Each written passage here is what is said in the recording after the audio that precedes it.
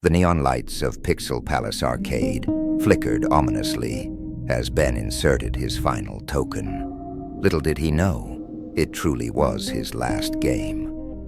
Welcome to the Nightmare Maestro's tale of terror, where the coins you spend might just cost you everything. The expansive arcade complex bustled with activity, a cacophony of beeps and chimes mingling with excited chatter. Ben, a lanky college student with disheveled hair, hunched over the joystick of a vintage fighting game. His eyes, bloodshot from hours of gaming, darted nervously around the room. Something felt off. The air seemed thicker, charged with an inexplicable tension. A woman's hacking cough echoed from the racing simulators, followed by a child's whimper near the claw machines. Ben's opponent, a burly man with a sheen of sweat on his brow, swayed slightly as he jabbed at the controls. As Ben moved through the arcade, he noticed something strange. A door he could have sworn led to the restrooms now opened into a maintenance closet. He blinked, confused, but when he looked again, it was back to normal. Must be the fatigue, he thought. The screen flashed "Game Over," just as a commotion erupted near the entrance. Security guards rushed to the doors, their voices raised in urgent tones. Curious patrons gravitated towards the scene, murmurs of confusion rippling through the crowd. Ben approached cautiously, his stomach knotting with unease. Through the glass doors, he glimpsed figures in hazmat suits, erecting barricades. A loudspeaker crackled to life, its clinical voice slicing through the din. Attention Pixel Palace patrons. Due to a public health emergency, this facility is now under quarantine. Please remain calm and await further instructions. Panic bloomed like a toxic flower. A woman screamed. A child began to wail, and the crowd surged towards the now locked doors. Ben stumbled backward, his mind reeling. The cheerful jingles of arcade games took on a sinister tone, a mocking soundtrack to their newfound imprisonment. As chaos erupted around him, Ben's gaze locked with that of a young woman clutching a stuffed animal won from a claw machine. Her eyes widened in shared horror as realization dawned. Their night of casual fun had just become a fight for survival. "I'm Julie," she said, her voice barely audible above the pandemonium. "I guess we're in this together now." Ben nodded, an unspoken alliance forming between them as they faced the unfolding nightmare. Hours crawled by, each minute stretching like taffy in the stifling atmosphere of Pixel Palace. The initial panic had subsided into a tense simmer, with clusters of patrons huddled throughout the complex. Ben found himself in an uneasy alliance with Julie and a handful of other strangers. They gathered in the food court, its cheerful decor a stark contrast to their grim situation. Vending machines had been ransacked, their contents rationed among the trapped. A middle-aged man named Marcus, his shirt stained with sweat, paced frantically. "They can't keep us here," he muttered, voice cracking. "It's illegal. We have rights." Julie, her stuffed prize still clutched to her chest, spoke softly. "But what if there really is something out there? Something contagious?" The word hung in the air, heavy with implications. Ben noticed her grip tighten on the plush toy, a small, worn teddy bear. "That bear seems important to you," Ben ventured, trying to distract her from the growing tension. Julie's eyes misted over. "It was my little brother's. He's in the hospital, fighting leukemia. I was going to bring this to him tonight after my shift at the bookstore." Her voice cracked. "Now I don't know if I'll ever see him again." Ben felt a surge of empathy, reaching out to squeeze her shoulder gently. "We'll get out of here, Julie. Your brother will get his bear."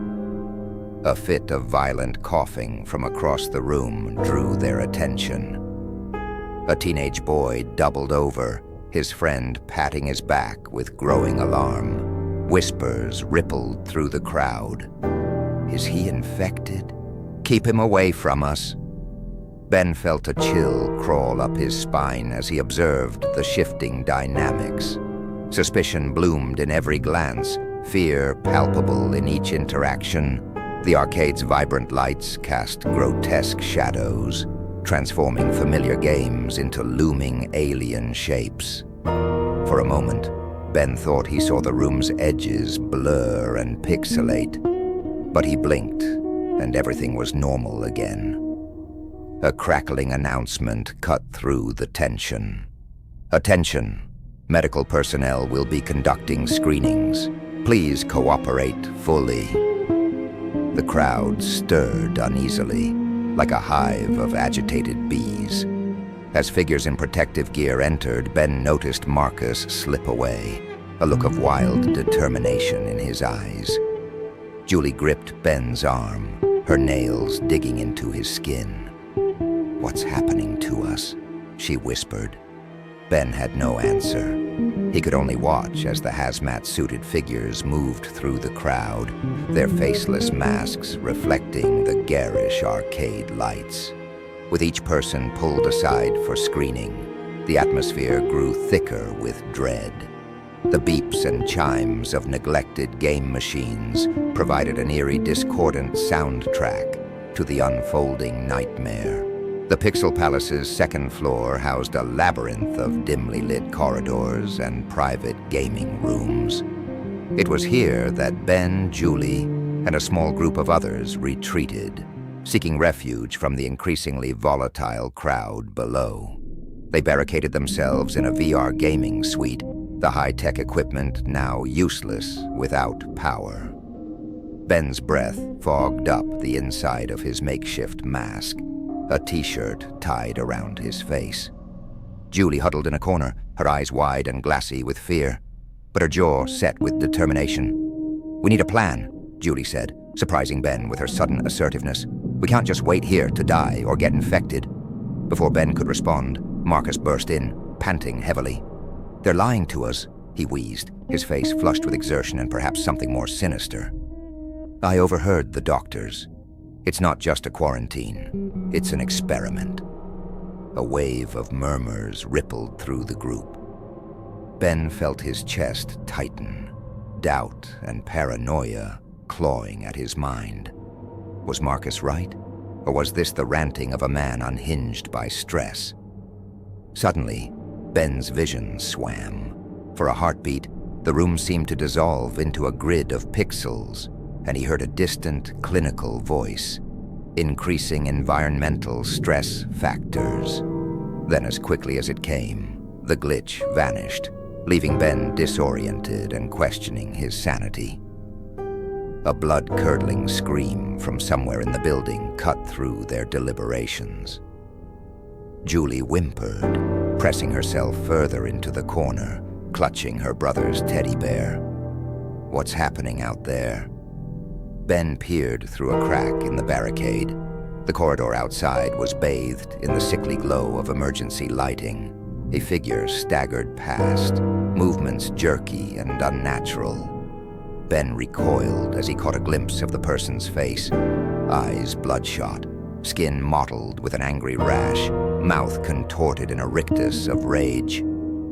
"It's spreading," Ben whispered, his voice hoarse. "Whatever this is, it's changing people."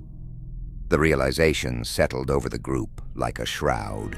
They were trapped not just with a potential illness, but with its victims. Victims who seemed to be transforming into something inhuman.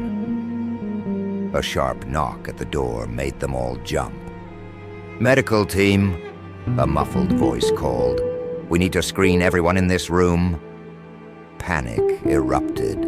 Marcus lunged for the door, determined to keep it shut. Others argued frantically about whether to comply or resist. In the chaos, Ben noticed Julie scratching furiously at her arm, an angry red rash blooming beneath her fingers. Their safe haven was rapidly becoming a pressure cooker of fear, suspicion, and possibly infection.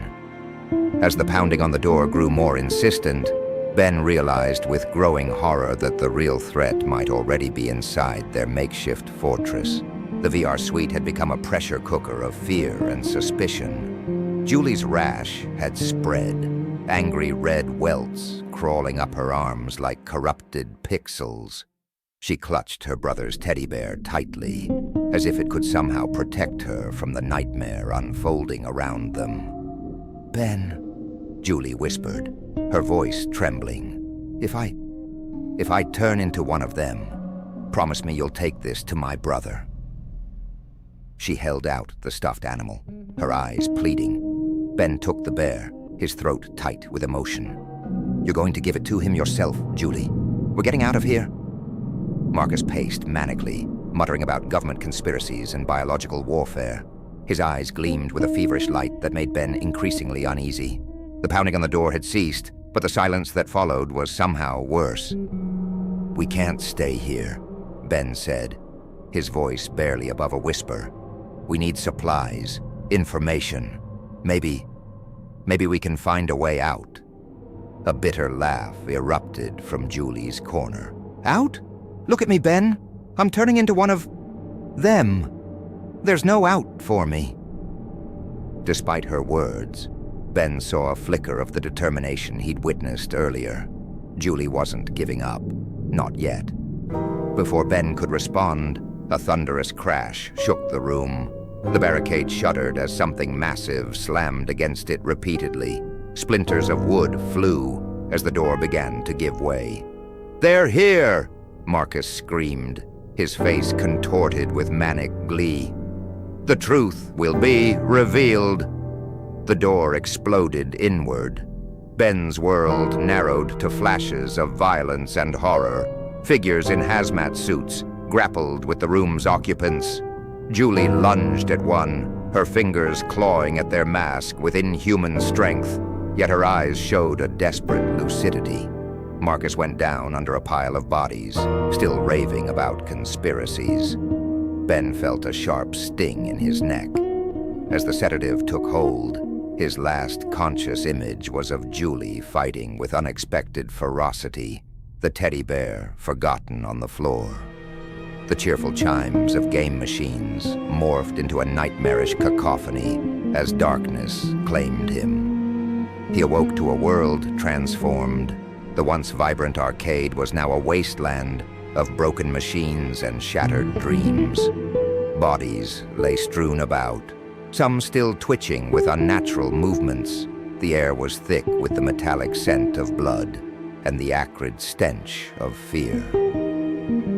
Ben stumbled through the carnage, his mind struggling to process the horror around him.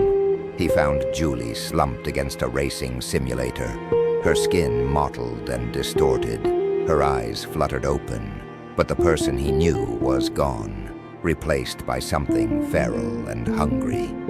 As Julie lunged for him with a guttural growl, Ben's survival instincts kicked in. He ran, weaving through the maze of dead games and deadly pursuers.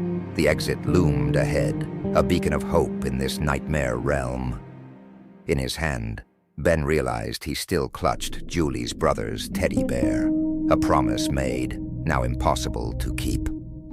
The weight of it seemed to pull him down as he fled, a tangible reminder of all that had been lost.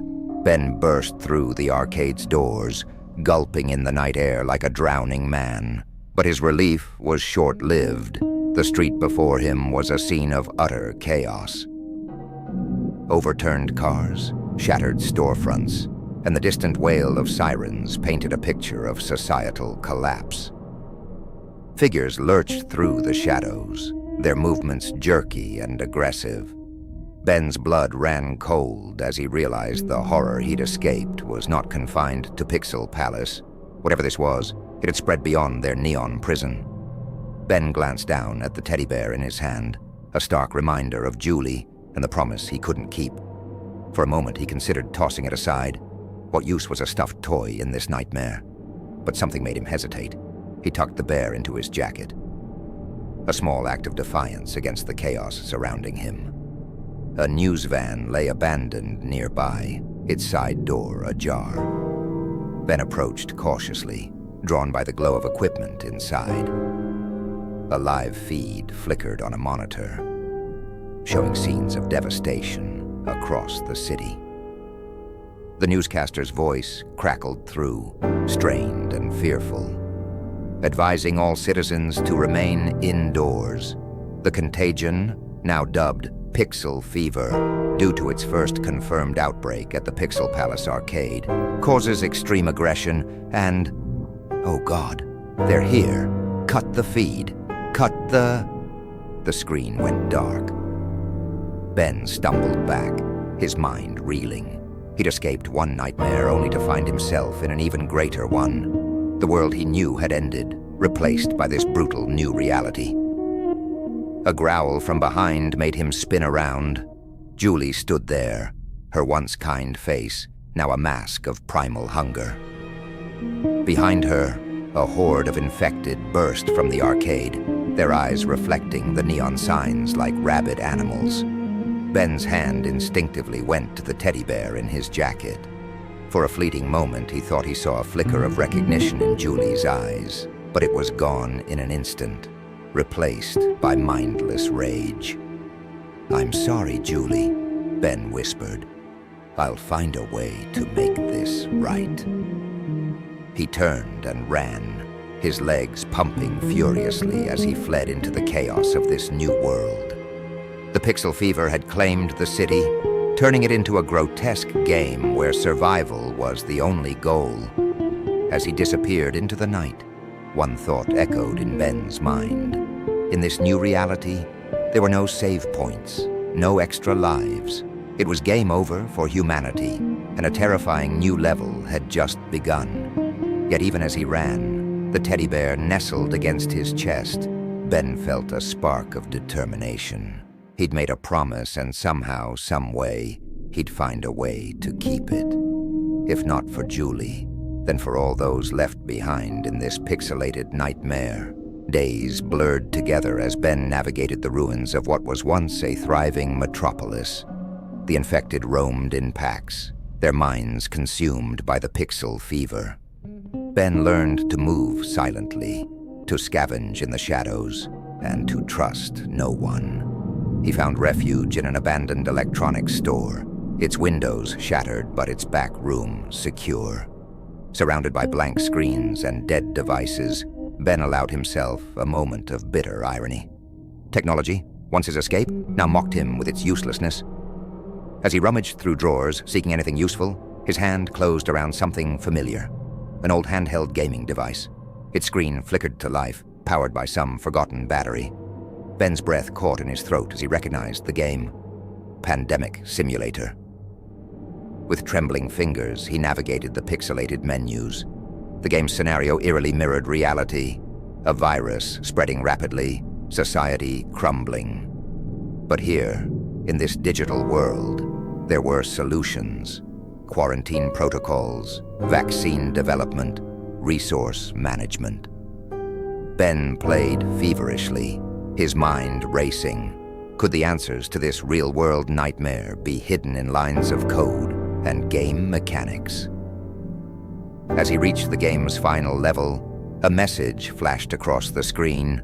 "Congratulations, you've saved humanity. Enter your initials." He hesitated, then typed, DNE. Do not exist. The screen went black. Then, impossibly, text began to scroll. "Player DNE, we've been waiting for you. The simulation is complete. Prepare for extraction." Ben's world tilted. Simulation? Extraction? Before he could process the implications, a blinding light filled the room. He felt a tugging sensation, as if his very atoms were being pulled apart. In that moment of dissolution, Ben understood. The arcade, the outbreak, this post-apocalyptic nightmare. It had all been a test, but of what? And orchestrated by whom? As reality fractured around him, one final thought echoed in Ben's disintegrating consciousness. Had he truly escaped the game? Or was he merely advancing to the next, more terrifying level? Ben gasped, his lungs burning as if taking their first real breath. He found himself in a sterile white room, lying on a cold metal table. Electrodes dotted his body, feeding data to softly beeping machines. Simulation 17 complete. Subject DNE 23 successful. The clinical voice came from a figure in a lab coat, their features obscured by a reflective mask. Ben tried to speak, but his vocal cords felt atrophied from disuse. "What?" he finally croaked. "What is this?" The figure tilted their head, regarding Ben with detached curiosity. "This, DNE 23, is reality, or rather a version of it. You've been in deep immersion for quite some time." Memories flooded back, fragmented and contradictory. Ben saw flashes of other lives, other apocalypses, always running, always surviving. How many times had he done this? "Why?" he managed, his voice stronger now, edged with anger and confusion. "Preparation," the figure replied simply. They gestured, and a window materialized in the previously blank wall. Beyond it, Ben saw a landscape that defied comprehension. Twisted spires of impossible geometry reached towards an alien sky. Shapes that hurt to look at directly skittered across the ground. Humanity faces a threat beyond imagination, DNE 23. Conventional military tactics are useless. We needed minds that could adapt, that could face horror and survive. You, and others like you, are our last hope. Ben's mind reeled. The arcade, pixel fever, the ruined city. It had all been a training ground, a crucible to forge survivors capable of facing this. And now? Ben asked, already knowing and dreading the answer. The figure's mask retracted, revealing a face that was almost but not quite human. Now, DNE 23, the real game, begins. Are you ready to face the true final boss? Outside the window, the alien landscape seemed to pulse with malevolent awareness. Ben felt the weight of countless simulated apocalypses pressing down on him. He had been bred for this moment, shaped by digital nightmares to face an all-too-real terror. As alarms began to blare and the facility shuddered around them, Ben realized that everything before had been merely a tutorial. The true test of survival was about to begin. He closed his eyes, took a deep breath, and when he opened them again, they burned with grim determination. "Game on," he said. Subscribe for more chilling tales from the Nightmare Maestro.